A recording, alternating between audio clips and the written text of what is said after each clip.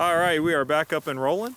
Again, I'm Justin with the Winchester Frederick Tourism Office, and this is Eddie Richard.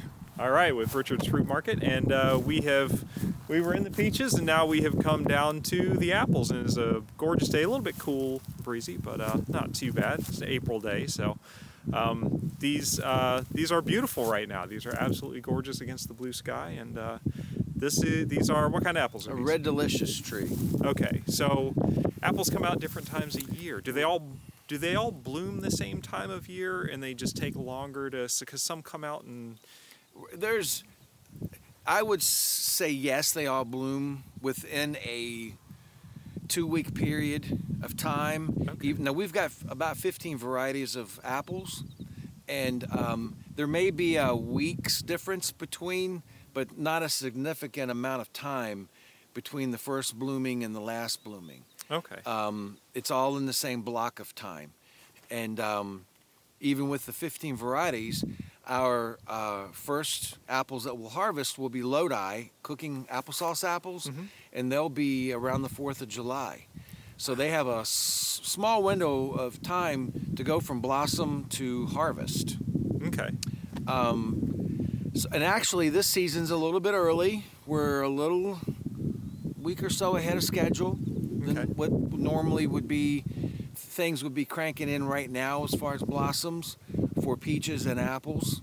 Peaches first and then apples, but peaches is obviously over. Right. So we might be about 2 weeks ahead of schedule. And if it stays on this same plan, Mother Nature's plan, harvest will be earlier than normal. Okay. You won't know it so much about apples. Apples will hang on better and longer to get into their harvesting zone, but peaches will come off quicker. Okay. Earlier. And now I was just saying, I was at Market Miller down the road a couple of weeks ago, right in the middle of the peach blooming, all the blossoms, and I was walking around in there, and it was just this, not deafening, but it was a very, very loud, noticeable hum of all the bees, all the honeybees everywhere, just bees everywhere all over the trees. And you made an interesting comment that I did not know. Yeah, the peaches will self-pollinate themselves. They don't need a pollinator put in to take care of business. But since it's a flowering fruit, bees come they're ready to get active as soon as the blossoms are starting. So they'll start with the peaches and pears and go right into the apples. Okay. So, and they'll travel quite a distance. So it's a good early season food for them, I guess, when they're coming. Yep. So but now you have honeybees. Hey, now we noticed there's not many out today, but it's kind of cool. It's breezy. very cool, and it's a little breezy. Yeah. So they're not as active at all, or you would hear that same hum. You'd have that hum. Yeah. So that may have an effect on the set of the fruit. Okay. It's all, we'll see. It's one of these, you just never know. You can't bank on anything in the Mother Nature business. The joys of farming. Yeah. So it's just one of these things. We'll see. And every year's a little bit different. In a set of blossoms, you're going to see, like right here, this is stage 1 where it opens up first. Okay. Then these other ones aren't there yet. So this would be considered the king bloom. Let me go ahead and take this one off. For display purposes. Yeah, so this would be considered the king bloom. And the king bloom is usually the largest fruit in the set. There's typically a five, 5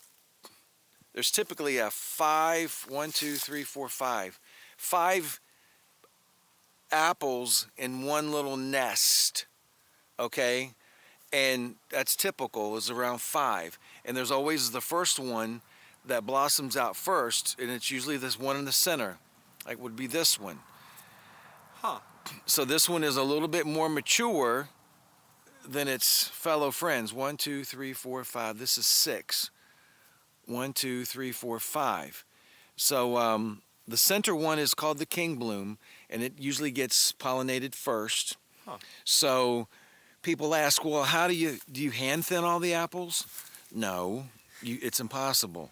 There is a lot of hand thinning done in apples, but you put on a chemical that takes care of the weaker sets, the weaker apple, which is the smallest one. The chemical will affect the stem and loosen the stem. So the largest ones, which is usually the king bloom, and maybe another one around it, will remain, and then the chemical gets into the stem section and weakens it, and it just dies and falls off. So that's why there's like 2 or 3 apples left, or ideally 1 or 2 left in a set after the chemical spray's been put on, and then the weaker ones just fall off. So that's how.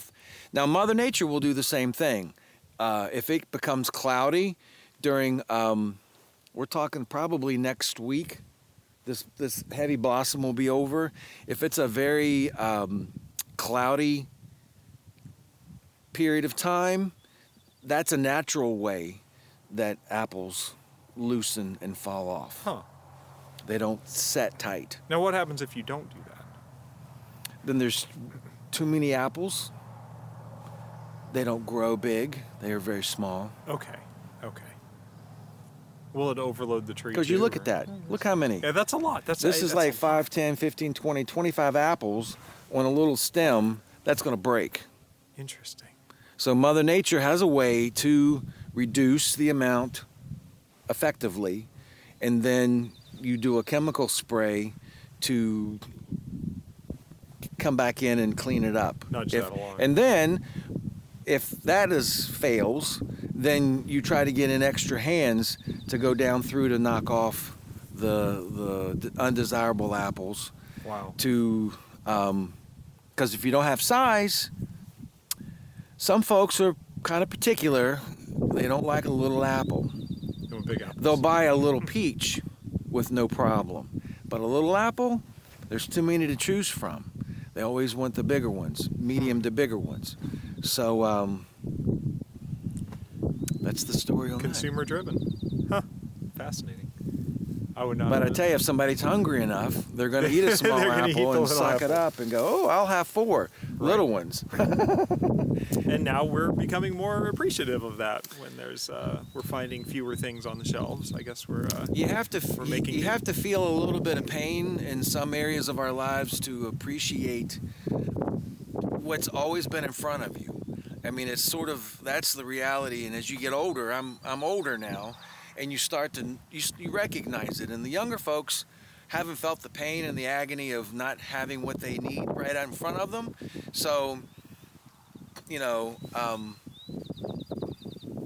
it's just a little old folk lore, but it happens. But I mean, the silver lining of it is that you appreciate more of what you have, of what you do have. You should be able to do that. Yeah. I mean, and those who can't, that's a therapy session on the couch. So, or out here and laying in the orchard. Lay out here and stare at the sky. Mm-hmm. All right. Well, is that the third video? That's the third video. That is the third video. Yes. We'll have a couch. We'll put a couch up on the hill there, and we'll start having weekly therapy sessions. That sounds good. All right. Well, we are going to. This was our little apple section. Here we can walk a little bit, just so you can kind of see what it looks like in this orchard. We can kind of just stand in there the whole time, but yeah, here we are. Now, is there anything? Now, why are the peaches up there and the apples are down here, and those other apples are down? Is there a reason things are planted like this? The peaches are more desirable on the higher grounds.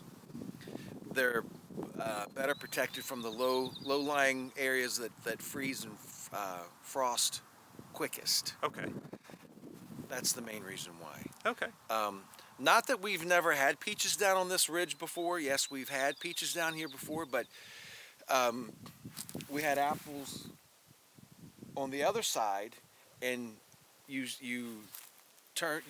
can swap. You can plant where you have a peach tree. If you pull it out, you can put an apple tree in the ground. Okay. If you replant a peach tree where there was a peach tree for 25 years, it's not going to actively be successful. From what's in the ground, like nematodes and things that's in the ground that a peach tree would leave in its root system, Right. would still be there, and it would take away from the new tree that wants to come out. Huh. But It doesn't bother an apple tree. no, because see, apples have seeds. Peaches have stone seeds. Right. Their seed is a stone fruit, like plums. They're plums and right. Plums, nectarines, peaches are stone fruit. Apples, pears are seed fruit. So you can swap planting and be successful versus replanting in the same spot. It will not be as successful. Now, how often? I mean, I see an orchard, and I just assume these trees have just been here forever, but they have a lifespan to They have a being lifespan. productive. I would say this orchard is probably headed into 25, 30 years. We probably have another 5 years or so. On some varieties, don't last that long. Peaches are about 25 years. So I'm starting that rotation right now. Okay. On the other side where we've got old peach trees, I'm already starting to replant with apple trees. Okay. And that'll be the same over here. When these start to come out, we'll be able to replant the peach trees up on this higher part. That's how you rotate your crop. So that's how we rotate but I mean, I don't have another good 25 years left in me, 30 years, to be productively active. So what I'm doing now is for the future, for my daughter's future, my granddaughter's future. So, and let me tell you, 25, 30 years, they go by like this. It's just unbelievable how quickly it can go when you start to, because it's a lot of work to maintain an active orchard. And if you look down here where you see this steel post, Oh yeah. I mean, as these trees were growing, you see all right, look, the one to the right is leaning Oh yeah. because it fell over. But we didn't stake that one, so we staked this one to keep it going up straight. Huh. So we had a horrific, back when these trees were young, we had a horrific rainy session, and a lot of these trees just like leaned over. So we had to come back, put the stakes in, and tie them up to keep them going. And that guy didn't get. Unless For whatever he reason. got the post, then he The just post came over. Yeah, something happened. But Huh. there's a lot of post down through here because this orchard got slammed. I mean, you think about tornado winds, and it happens. Right. Right. And, April too. April's and especially if the ground is saturated and wet. Yeah. So right on over. All right. Well, cool. Well, so that is this little section. So we talked about some apples, and now we are going to look at another section and maybe some animals. I think Yeah. you've got over there. So Let's do it. Let's go check them out.